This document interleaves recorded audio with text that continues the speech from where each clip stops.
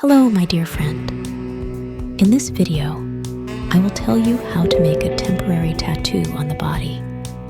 This instruction will help you make beautiful body decor. Step by step, here's how I apply a temporary transfer tattoo to my body. I peel off the protective film and place the transfer tattoo with the design facing my body. I dampen the tattoo with a wet cloth on the outer side, gently pressing the e-paper against my skin for about 30 seconds. Carefully, I remove the paper and enjoy my temporary tattoo.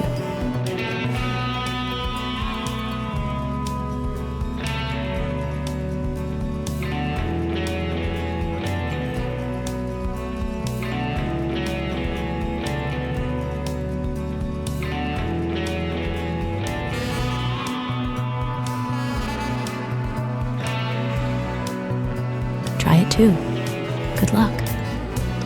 Watch my other how-to videos for inspiration. And don't forget to subscribe to the channel. Bye.